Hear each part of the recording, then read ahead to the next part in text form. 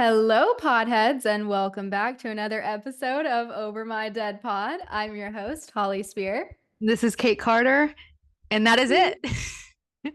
you like our new intro? Oh man, that's good. Okay, Podheads, get you guys it? you heard that right? Pod heads, Pod Podheads. heads. That's our new crime. Our fan base is podheads. That's what we'll call you So guys. Yeah. we It love was you funny guys. today. I was telling my little brother, I was like, Hayden, I have to do the pod today. And he was like, he's like, podhead. And I was like, actually, that's genius. That's so smart. We love you. Shout out. Shout out. So thank you, podheads, for all being here. This is now what we're gonna call you guys. If you don't like it, don't really care. Keep listening. Love you. People listening. Also, another little shout out to like, review, follow, leave your comments, good ones, and follow us on all social media. It helps us so that we can help entertain you. So, yeah, I was gonna say we appreciate you guys for listening. Thanks for appreciate. this year. Yes. Yes, It's we've been had such a great. good year. I think we had 98% growth on our Spotify Wrapped. So that Whoa. was freaking awesome. Thank you guys so much for listening. As usual, send this to your true crime loving friends. And we love to see you guys and talk to you guys and interact in the comments and yada yada. So, Appreciate y'all. as Kate sips her homemade espresso martini, get it? Yeah. I've decided, you know what? Kylie's not here today. So I'm just going to get messed up. I'm Oh, going to she's listen to your wildin'. story. We're going to get wild. And I'm probably going to interrupt you 100 times. No, I love it. Please do. Today's and I hate to put a damper on it because today's a sad one. Oh, is it? You know, I love a good one, though. It is a good one. It is a very informative one and it's different. So I think you guys will maybe not like it, but appreciate it, if that makes sense. Got Anyways, you. We got you, fam. Let's do it. yeah. So, little disclaimer before we start, small disclaimer. I recently had the opportunity to visit Israel, as Yep. we talked about on the last overtime, and it was just an amazing experience. I can't really express how life-changing it really was, but one of the things that I had the opportunity to do was learn about the terrorist attacks that happened there on October 7th. And I actually had the opportunity to visit the Nova Music Festival site as well as a kibbutz that was attacked. And I saw hundreds of posts and photos, memorials of murdered victims' faces on them with their stories attached, their last text messages to their families and loved ones. It was hard because I saw young people that looked like they just looked like us, they looked like a normal 20-year-olds, 30-year-olds, people just living their normal lives, and they had been killed in a terrorist attack. And I think we think it's so far from things that happen today, or at least that's how I think of it. But just because I think we're blessed to live in a place where we don't experience the kind of terror that they do on a daily basis. So it was kind of a surreal opportunity for me. I heard the horrific stories of the unimaginable true crimes that happened to them. So I know this story is a little different from the true crime we talk about because it's a terrorist attack. But it's also just that it's true crime. And I would be remiss if I didn't come home and tell the true crime stories that I got to see and hear firsthand from victims and their families. And as you know, Snaps for you, Holly. Honestly, this is not your kind of story. it's not. Just throwing it out there. And I could almost cry right now. I'm proud of you because this shit needs to be talked about Yeah. because it's not happening in our country doesn't mean it's not happening. And if it was happening in our country, y'all would be flipping shit. Okay. So we need to talk about it. Yeah. So, as you know, this podcast is not about politics. Obviously, you know that if you've been here for half a millisecond, but we're here to tell the true crime stories and their impact on human lives. So, to be clear, on October 7th, Hamas, a group designated as a terrorist organization by Israel, the United States, and many other countries, carried out a brutal and deliberate attack of terrorism against innocent civilians in Israel. This episode focuses on the human tragedy of that day. Regardless of political beliefs, the massacre of hundreds of unarmed civilians, the taking of hostages, and the devastation of families and communities were indescribable crimes against humanity. While I acknowledge that there are deep complexities of this region today, this story is highlighting the horrors of October 7th and its continued impact on Israel and those who lived through it. So, starting off, this is the story of Tal Shimoni. The Nova Music Festival is an annual celebration of music, art, and community. It draws thousands of attendees from around the globe.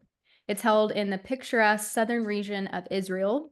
The festival is known for its lineup of electronic and dance music, and it features renowned DJs and performers. More than just a concert, Nova embodies a spirit of freedom, joy, and connection, offering festival goers a chance to party and dance under the sky, surrounded by the desert landscapes. It's a place where people come together to celebrate life and share moments of creativity and really immerse themselves. However, in 2023 edition of the Nova Music Festival, it took a tragic turn. What began as a night of music and celebration soon became the site of one of the most harrowing and heartbreaking events in recent history. Friday night, October 6th, more than 3,000 people congregated at the Supernova Music Festival.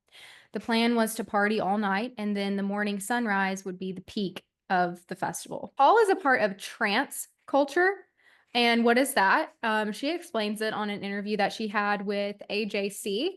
And she explains that it's a kind of music. It's the heartbeat of a unique and vibrant culture. It's a genre of electronic music that made its way to Israel sometime in the 1980s, and it's originally influenced by the sounds and scenes of India. Over time, it grew into a significant and thriving subculture in Israel, creating massive community of music lovers. Every weekend, there are around 20 trance parties held in nature across the country, all celebrating the culture. Trance is more than just music. It represents a lifestyle rooted in liberal, free-spirited values, often intertwined with yoga or like the wellness world. It's global, it's inclusive, it emphasizes peace, love, and connection. At international trance festivals, participants leave national identities at the door.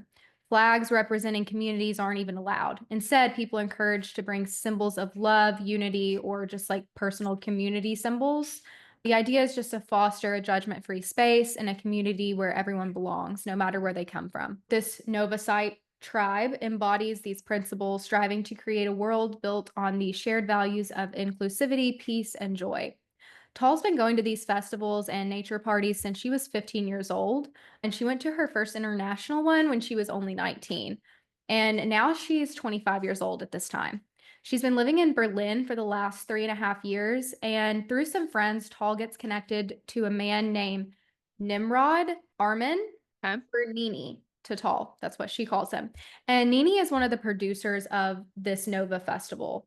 So since Tall lives in Berlin now, she's just decided that every time she visits Israel, she's going to set the trip up in a way that she can go to the Nova Festival. So it's like kind of a dual thing. She can go home, see family, and then she can also hit up that festival. So the next date for this Nova Festival is going to be October 6th and 7th. But Tall's actually not planning on attending this one. And that is until she gets a call from the Nova producer that she calls Dove. He needs Tall's help. He's trying to create this kind of like new ecological project at the festival where they're going to be providing reusable cups, reusable trash bags, and then they kind of separate the plastic trash from the non-plastic. It's basically like a recycling project is what it sounded like to me. And I think that Tall has some experience in this, maybe back in Berlin. So she is kind of recruited to help out at this festival. She's not planning on going, but she's like, okay, yeah, like I'll go ahead and go. I'll go a little bit early. I'll see my family and then I'll go to the festival. It'll work out. So Tal arrives in Israel on October 2nd. And on that Friday, she has her Shabbat dinner with her family. And a Shabbat dinner is a traditional Jewish meal that marks the beginning of the Sabbath. It's their weekly day of rest, their spiritual reflection, and they observe it from sunset on Friday to nightfall on Saturday. It's just a time for family, friends, community, their religion to just come together. So Tall's boyfriend's actually one of the leaders of the production as well. So he's already at the Nova Festival by the time she gets done with her family stuff. And he and his car are already there. So she gets a ride to the festival. She gets there and her boyfriend's already been working a lot while she's there. I think she arrives at like 12:30 at night. So he's like ready to go take a little nap and he's gonna hand his shift off to her. And it's about 5:45 a.m. I just can't imagine like this like up all night and then you get up. I know people do that, like You, even here, these like you, rave festival. I just can't like, I was literally just talking to one of my family members today how I haven't stayed up for New Year's Eve for the ball drop since I okay, was that's bad. 22. That's I actually can't even bad. I can't make it to midnight, You're an no. old soul, like, you're Yeah. an in bed early kind of person and up Yep. early. Yep. Yeah. But these people are our age, she's Couldn't do it. 25. She's around our age. She's living her best life. So it's around 5:45 and their friend Yaren, also known under his DJ name Artifacts, and he's about to play. So they're all friends with him. So Tall goes to wake up her boyfriend and she's really excited for, him to get up and DJ. So she wakes up her boyfriend. She's like, "Hey, let's go dance. The sun's about to rise and it's about to be the end of the festival. It's the peak. Like, let's, go get it." They both go out to the huge dance floor. Obviously, it's in the middle of the desert. The sun is about to be coming up. So apparently, Israeli sunsets, especially in the desert, are one of the most beautiful things that you'll see. So the atmosphere is just magical at this point. It's 6:20 and her boyfriend asks if he'll go to the bathroom with her. So they go to the bathroom and they come out of the bathroom, and that is the point where they see the first missile in the sky. Tall turns to her boyfriend to ask, "Didn't you say that there was a ceasefire?" But before she could even finish her sentence, hundreds of missiles blazed in the sky above their heads. Tall said that the missiles felt close to her head, and she could literally feel the echo of the Iron Dome disarming the missiles. Now, as I understand it, and I really don't understand all of it at all, but the Iron Dome is designed to primarily protect populated areas and critical infrastructure of Israel. So the Iron Dome is expensive and each interceptor costs tens and thousands of dollars. So they try to focus on high risk areas, just to be like cost effective. So sometimes it's my understanding that missiles will fall on places that are unpopulated, like open fields. And that's where they're at. So Tall and her boyfriend at this moment are trying to decide if they should run or if they should take shelter around the field. They hear the music abruptly stop, and a security guard comes over the loudspeaker saying that there is a red alert, which means missiles. They instruct people to leave the party and to get in their cars and get to a safe space. Tall's trying to decide if she should stay with the rest of the production members or if she should go seek shelter. Tall begins to have a panic attack, and her boyfriend is able to lead her out of the party and into his car. She's unable to walk or talk. She said that all she is able to say was the name of her dog. They take the emergency exit out of the event space, and there are about 2,000 cars on the road, and there's no other way out. They decide at the last minute to take a left turn towards the north, and they are able to drive away. They head towards the production house that the team had rented because it was the closest place that they knew how to get to. They would soon find out what they escaped was more than just a missile attack. The first sign of trouble was a massive rocket barrage launched by Hamas from Gaza. The barrage was designed to overwhelm Israel's Iron Dome missile defense system, ensuring that some rockets would inevitably bypass interception and strike Israeli targets. Some festival attendees initially mistook the rockets for fireworks, which led to a delayed response by some. Some sought shelter or remained outdoors. The Nova site was isolated and not equipped with missile warning sirens. While rockets distracted Israeli defenses, over 2,000 Hamas militants launched a coordinated ground assault. Using explosives, bulldozers, motorcycles, and paragliders, they breached Israel's heavy fortified border at multiple points, around 60 locations in total. Paragliders, a rarely seen tactic, landed directly at the festival, while other militants arrived in trucks and motorcycles, armed with rifles, grenades, and other weapons. The Nova Festival, located just a few kilometers from the Gaza border, was one of the first sites attacked. The militants likely chose it due to its proximity and large gathering of unarmed civilians, and the element of surprise. As the festival descended into chaos, attendees fled to their cars trying to escape area. However, the militants set up ambush along the roadways, firing at vehicles and blocking exits. I'm being a little more quiet this episode, and not because this isn't a great episode, but this makes me sick to my stomach. This kind of, like the fact Yeah. this is stuff that nightmares are made of, and like I feel like we tend to put ourselves in like the victim's position Mm. or the killer's position in the stories to like feel it that way. But in this scenario, like it not, we had the Vegas shooting in a few years back, which is something we'll probably talk about at the end of the episode. But can you fucking imagine being in this scenario and when things are happening like this, like it's not a gunman, it's missiles coming down. You can't, for the most part, you cannot run. No, and it's just a wide open field, and then there end up being gunmen, and it's just like You're there's nowhere trapped. to hide, there's no Right. way to defend yourself. It's actually what nightmares are made of. It's so horrific. It's just actually unimaginable. I'm not talking a lot because I feel a lot of anxiety in my chest, and Yeah, sure, it's probably half espresso martini, half the story, but, this just is something yeah. that, we talk about a lot of murders and stuff like this, but terrorist attacks are on a whole different level. Yeah, no, it is, and it's just like I went back and forth, was like, doesn't fit our narrative, like, it's different than what we do, but I'm like, at the end of the 100%, day, it's true crime, like, it is 100%. true crime on a massive scale. Yep. It's the worst of the worst, so I was like, Yeah. I have to do it. So, Yeah. anyways, what they told us, when we did the tour was that the paragliders actually had no intentions. They didn't know about the Nova site. It was just by coincidence that they were paragliding over and saw just a huge cluster of people, civilians, what they knew to be civilians having this party. The perfect storm for them to just drop That's down. nuts, but I Yeah. guess Israel wasn't also, I mean, I'm not informed about this, but, like, they're not shooting them down. I mean, I don't know, like, I don't No, they're not, and uh, I think that a lot of people saw this as kind of a maybe like a negligence a little bit yeah, on the people yeah. who are supposed to be watching this to know. And we did hear about some soldiers who did see this going on and tried to warn and tried to, Oh but it god. just, it was so many things going on at one time. They had the missiles and they had people breaking down the borders with trucks and coming in with motorcycles. It was just an attack from like all different angles. And I don't think that they were prepared to respond. No.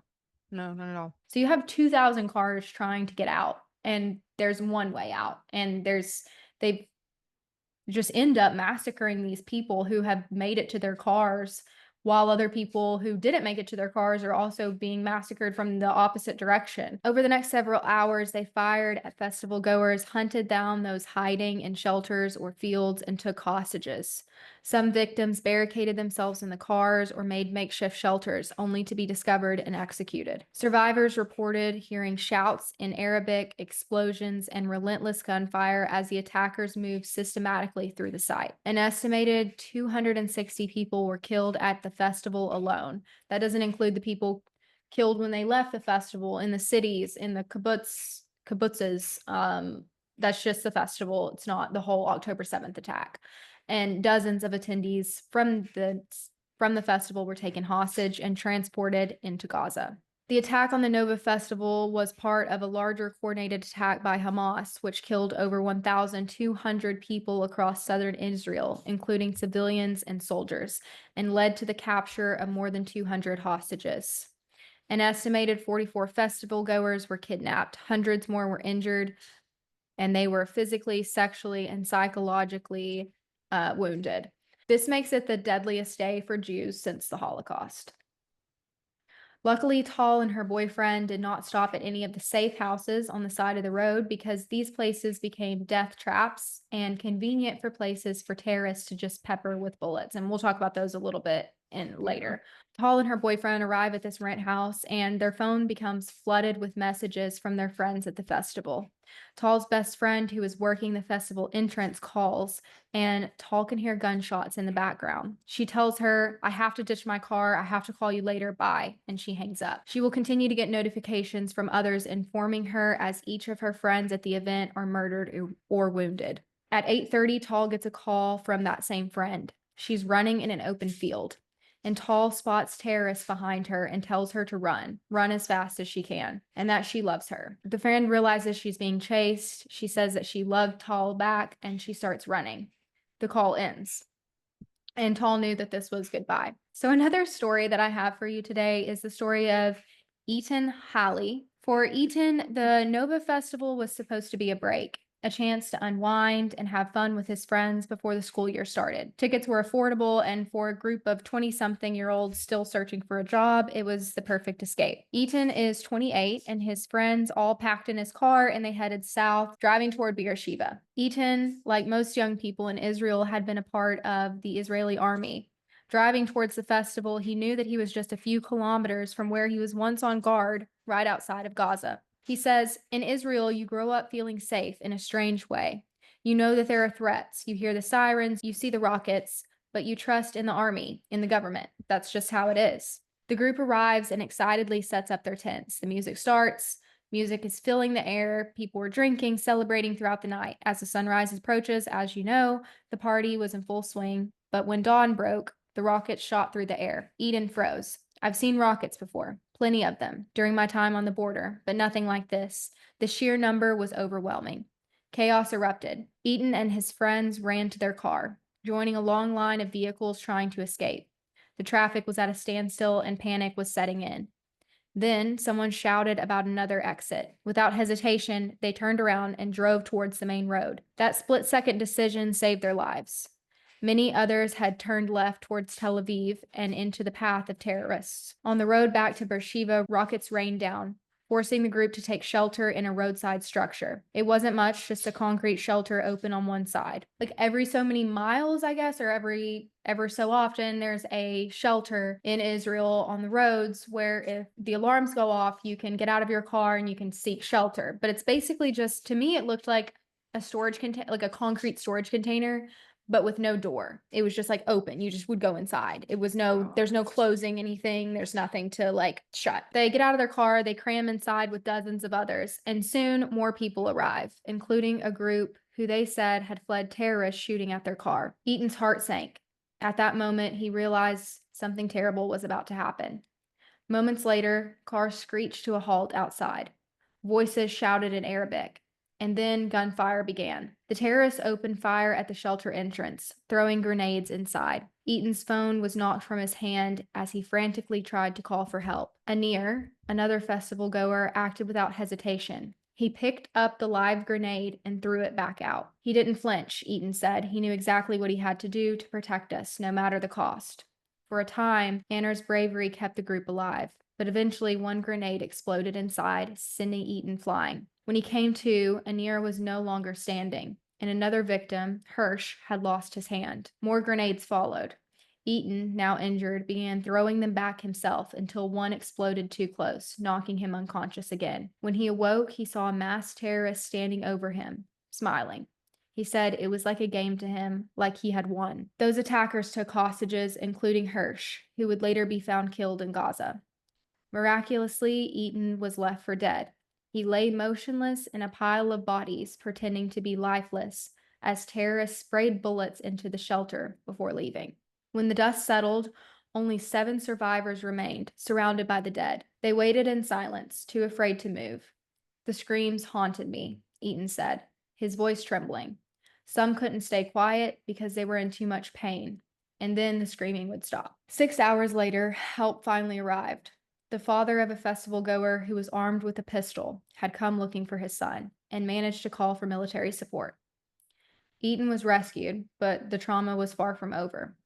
He was about to see what was outside of the shelter. Driving away, Eaton saw cars riddled with bullets and many victims still inside of them. I cry in the middle of the day out of nowhere, Eaton admitted. I have headaches, dizziness, and my hearing is damaged, and I still feel shrapnel under my skin. This is another story of Ziv Abud, a 26-year-old Israeli attendee of the Nova Music Festival on October 7th, 2023. When the attack began, Ziv, along with her fiancé Alaya and their friends, ran for their lives. Chaos erupted as cars jammed the narrow roads and people scattered into the fields, desperately searching for safety. Ziv and Alaya tried to escape, but soon realized that the militants were everywhere.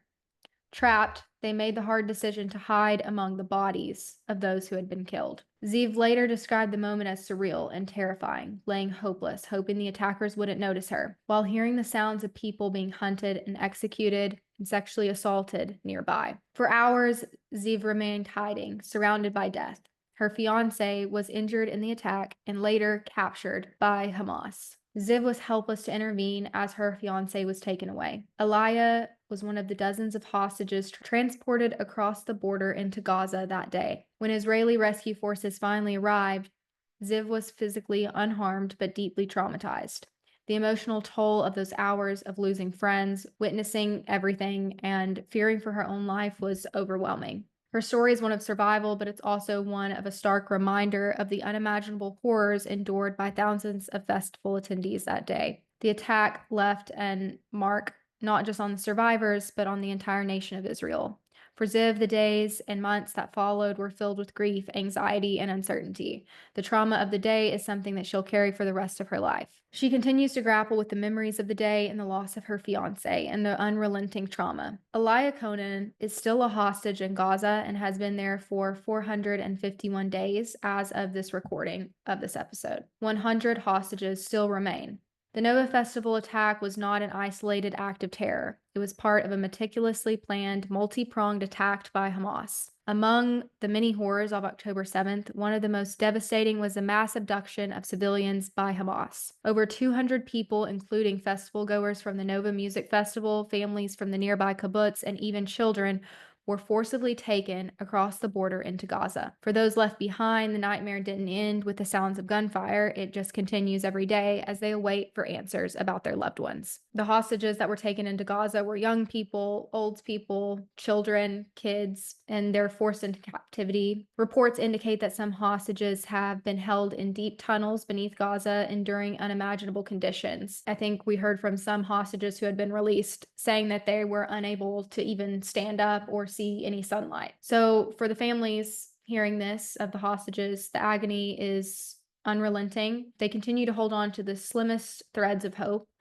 scouring news and updates and statements from officials every day. They protest and plead with the government and even turn to international organizations, demanding that the world not forget about their loved ones. Each day without news feels like a lifetime. Efforts to secure the release of the hostages has been fought with challenges. Negotiations are ongoing. The process is painfully slow.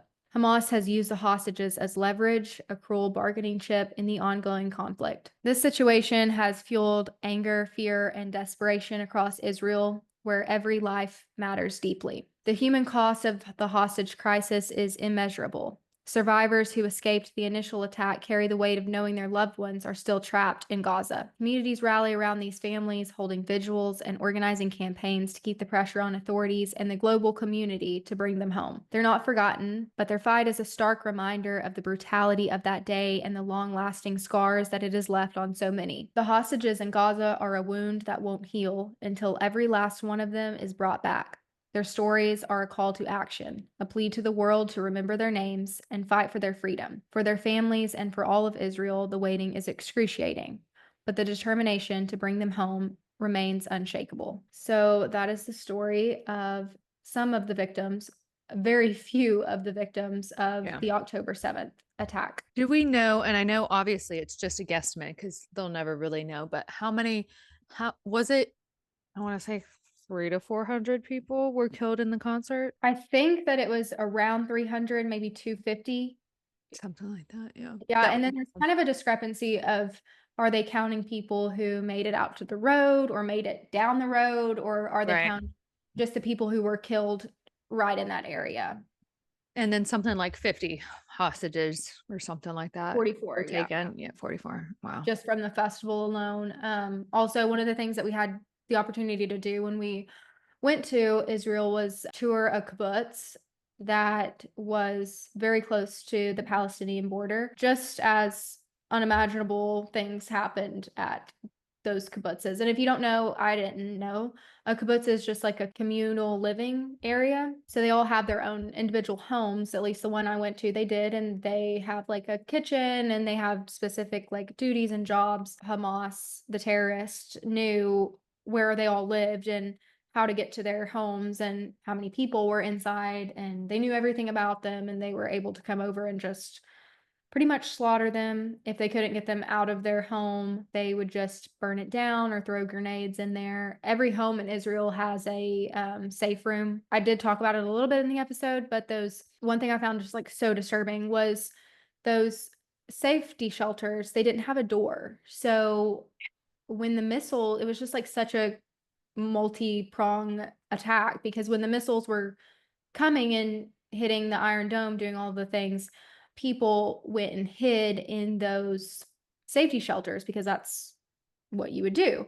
Yeah. and they didn't have doors. So it was just such a convenient way for Hamas to come in and just pepper them with bullets. I mean, it was just a perfect Do you storm think, set up for them. looking at those, do you think that they were bulletproof from the outside or no? Yeah, I think that they were because I think that they're built to withstand a missile or like Yeah. shrapnel of stuff, but I don't think they don't have a door. So it's just, Right, yeah. it As was soon as almost you just said that they were yeah. throwing the grenades in, I was like, yeah, it's probably fully bulletproof from the outside, which also just something to point out. I feel like we've kind of maybe we've said it before on the podcast, but in Israel, to serve in the military is something that everybody has to do, as Israelis. So I dare I say most people at those concerts had been in the Israeli military at some point too. So just imagine it's not even, God forbid, this happens to the USA, 92% of people or more than that, wouldn't really know what was going on or how to react or stuff like this. And yet Oh, yeah. this still happened in a place where everybody kind of understood what they should be doing. It was just a free for all. So that's the issue is they were out in the Yeah. middle of nowhere. It kind of reminds me, the location, not the actual vibe, but the location of like Burning Man. Mhm. So for people who know what Burning Man is, it's out in the middle of the desert. It's literally, I mean, hours of a drive to get to Burning Man. Some people fly into Burning Man, and if the exact same thing happened at Burning Man, you're screwed. Yeah. Yeah, and some people that I was with did compare it to, like, Burning Man, and, Yeah. there's another big festival that I can't think of the name of, but, yeah, it's like that. I mean, it's out in the middle of the nowhere like festivals are Yeah. nowadays, and I think that they were so unprepared, and I don't say that in, like, a way that's, like, demeaning. It's just they were there to celebrate, like, love, and they don't even have, like, country flags. They're just out No, there. these are like the people that you're like, come on, man. This is not that Yeah, it should happen to anybody, but these these are the these are yeah, like the music hippie people. Yeah. yeah, it was just unimaginable to them, I think, so I mean, who knows? We may get slack on this episode, we may not. It just depends. As Holly said before, we try not to push what, politics, religion, stuff like that on on the podcast, but sometimes it's hard to not voice your opinion and whatnot. And this definitely seems like a pro-Israel podcast episode. But that being said, killing people, especially mass murdering in this type of scenario is never okay. Lots and lots and lots and lots of children to also point out are just yeah. brutally being murdered on both ends. And it's just, I think I people just forget about it. yeah, I think it's easy. I mean, that's just the revolution of our media nowadays Yeah. is, there's something new tomorrow. And it's Uh, not happening to us. It's not in our country. yeah, so it's just so far reserved from, like, what we see and what we Yeah. not that we don't care, but it's just like, I don't know. I also think another thing that's really scary is social media itself, just like Yeah. how you can use like AI and you can like put out these fake videos and all of these things, and you just don't know what's real anymore. And Yeah. I think that's so scary to the narrative of this story, but also other stories. Just literally the news in general. Like, we don't know what's true and what's not true. Forms people's opinions. All people rely on nowadays is social media. And that's not like a dig at young people because news sites do it too. They report on stories that they don't know is fake all the time, or maybe they do. Yeah. But, and it's just like, I don't know, at a point, it's just, can you blame people for believing what they see if they're being fed something they don't know is not real? So I'm really glad that I had the opportunity to go and see what's going on for myself and come back and tell you guys the stories. I'm giving you some praise, Holly. This was one of your best stories. I think it's super important for stories like this to be told, and Definitely. people need to talk about this shit. Yeah, and it's good to have conversations even if you don't agree with the politics Right. behind things. There shouldn't be any politics behind true crime in general. Death, murder, Unfortunately, there is, terrorists. but Yeah. I mean, it's real and it happened, and that's the story. So, okay, Lord. let's jump into overtime.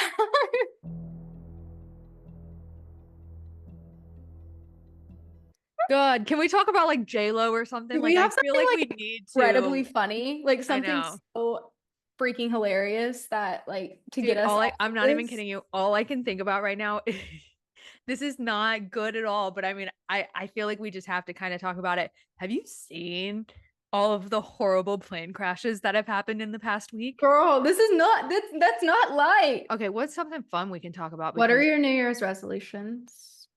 survive.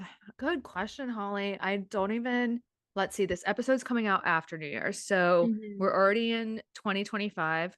Blows my mind. Ugh, I feel same. so freaking old.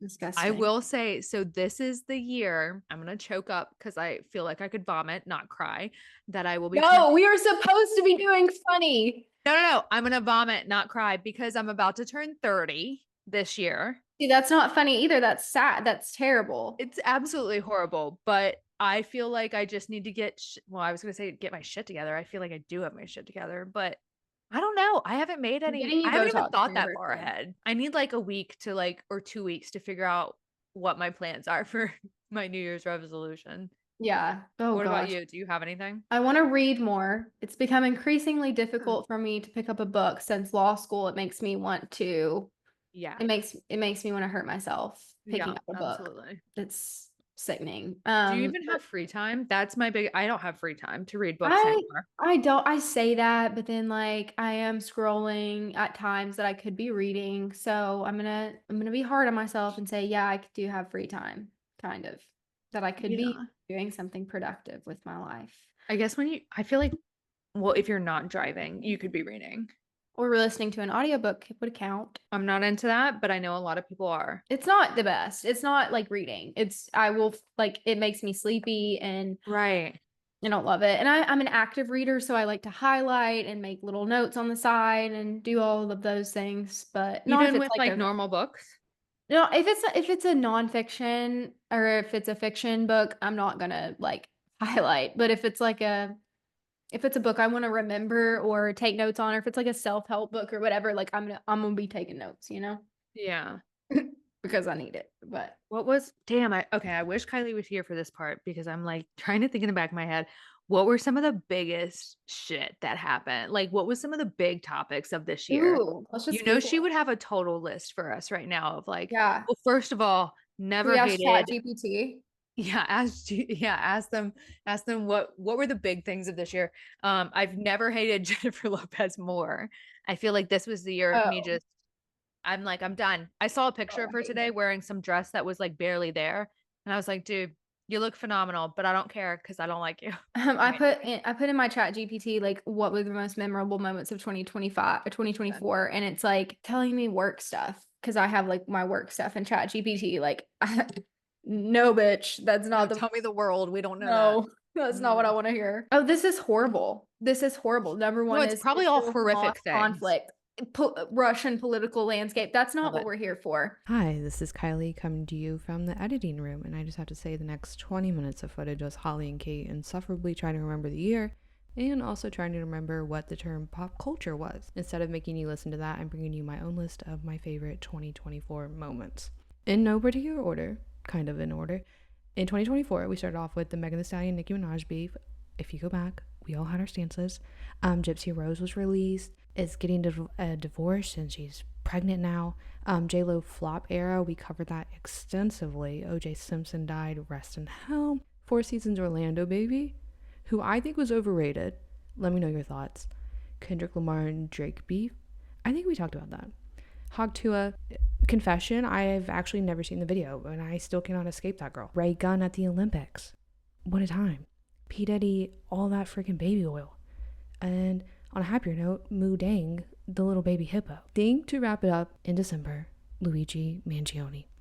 And with that, I'll take you back to Kate and Holly. Love y'all. I got Oh my engaged. God, Holly got engaged. Why did we even say that? That was 100% on our 2024 list. Engaged. Holly got engaged. Kylie and I got to be there and honestly set it all up. I mean, Yeah. that was a Millie Millie turned one. my baby turned one. She's crying in the background right now. I hear her. Can't hear her. She's It's excited. it's 22 minutes past her bedtime, but Oh, she's fine. She can suck it up. do it for the pod, Millie. She Oh, turned what should we one. do? You got engaged. Kylie. Kylie, what'd you do this year? Yeah, she was looking for a house in New Yeah, Orleans. we've been there, done that. She ain't doing that shit anymore. Because I'm Well, trying to tell her first not of all, to that's a move. horrible idea. Yes, Kylie, do not move to New Orleans. Holly and It's I have now I'm not agreed. gonna And you know say what? anything about New Orleans. All of our followers will also post on this and be like, don't move. No, I'm trying to convince Kylie wherever I move that she should move. No, I want Kylie. She's not going to Arkansas. She did before. And I don't think she would again. It would be cool to have all of us back there. Oh my Oh God. my Or gosh, can you one place. imagine? Yeah. Cost of living. 2025 Come on, girl. revolution. Hi, Kylie from editing again. First off, I want to say, fuck y'all. I did a lot this year. I don't remember either. Second, I will move to wherever if you buy me a house there. Okay, bye. And that's all we got for you. Nothing else is probably happening. None of us are getting more pets. None of us are probably having more babies. I mean, this is just, Yep. this is it, you guys. This is the best we're getting. We're just going to get stronger with the podcast. Downhill from here, baby. Get all downhill. Podcast resolution. I keep saying revolution is More to- listeners. More listeners. More. We're gonna start making videos on TikTok, and I might actually wear makeup to video recordings. Oh, nobody cares about that. Who knows? All right, let's wrap this up. I feel like we've just talked too much. And with that, I am going to go and pick out Kate and Kylie's house right next to me. Yep. Thanks for tuning in to another episode of Over My Dead Pod. If you like this episode, please like, follow, subscribe, share, send it to your friends, and follow us on Over My Dead Pod. Bye.